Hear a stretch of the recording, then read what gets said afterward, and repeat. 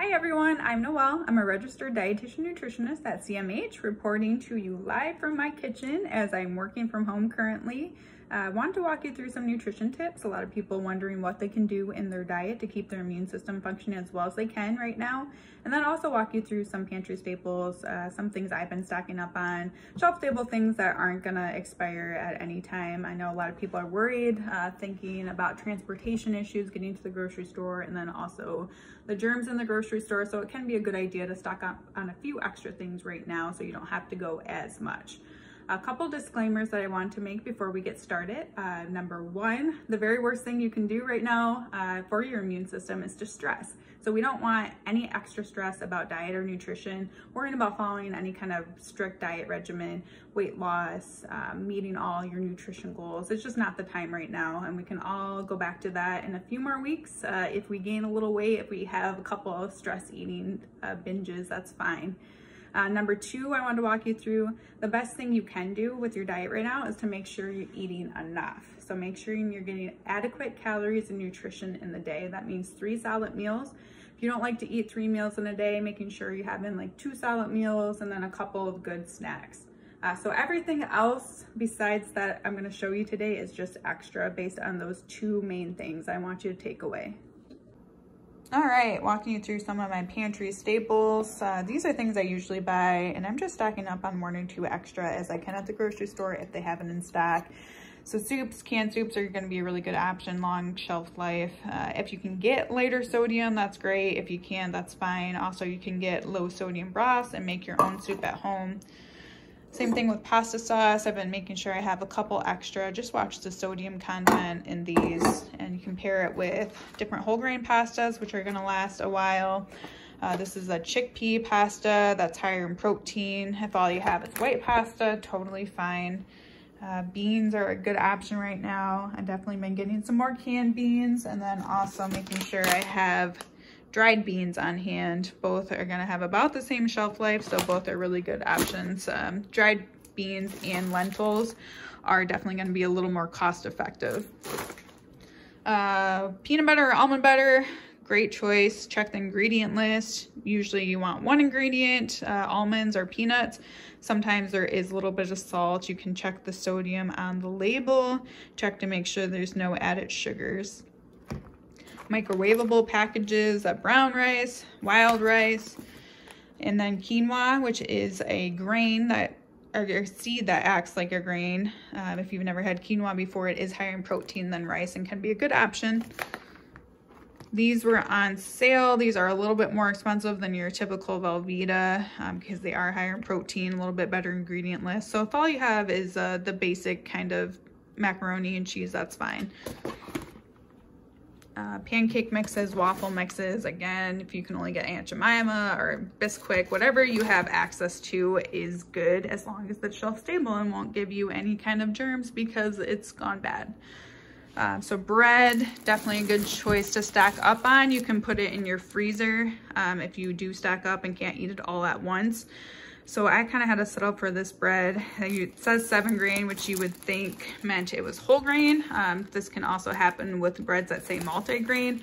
When you actually look in the ingredient list though, you see that wheat flour is the first ingredient and whole wheat flour is the 3rd ingredient. So that's a quick way to tell if you're getting a good source of whole grains or not. So it can be a little tricky. Moving on to the frozen foods. Definitely making sure I'm having a lot of frozen vegetables on hand. I prefer vegetables with nothing added to them. When you start to add the sauces that are just kind of prepackaged, that's when the sodium and the sugars can creep in. And my favorite food, edamame, which is like baby soybeans, really good source of fiber and protein and not too expensive at Meijer. All right, now that we covered the pantry, I'm gonna walk you through some different nutrients that you can get more of to help keep your immune system functioning as well as you can right now. The first one, the big one, vitamin C. I'm sure everyone knows vitamin C has a big role in our immune system. So most people know citrus fruits are a good source. Bell peppers are actually the best source, especially those red, yellow, orange ones. Tomatoes are a really good source. So you've probably seen something in common where our orange, yellow and red hued fruits and veggies are all good sources of vitamin C. There are a couple that might surprise you. Broccoli is actually a really good source. and also kale is a good source. So some deep green hues can also be good sources. Another one that's really important for immunity, people might not know, is vitamin D. So this is a problem in Michigan because we don't get a lot of sun right now. So you can boost through your diet. Egg yolks are a good source. Any kind of fatty fish, salmon, trout, tuna fish is a good source. And then dairy products, because they are fortified most of the time in America with vitamin D, can be a good option. So how to tell if yours is, go to the nutrition facts label and vitamin D will be listed and will tell you how much is included in the percent daily value. So mine says 0%, that means it has nothing added. If you saw like 20%, that means that a serving of that dairy is going to give you 20% of what you need in a day for vitamin D. So if you're worried about that, that's something you can look at the store and pick options that are higher in vitamin D.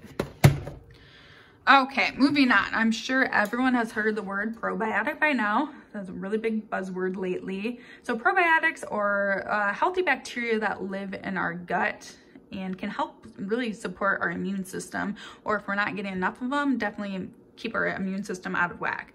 So yogurt is definitely a good option, probably the cheapest option that you have. Another one is sauerkraut, pretty common at the store. Kimchi is kind of like sauerkraut. It's fermented cabbage.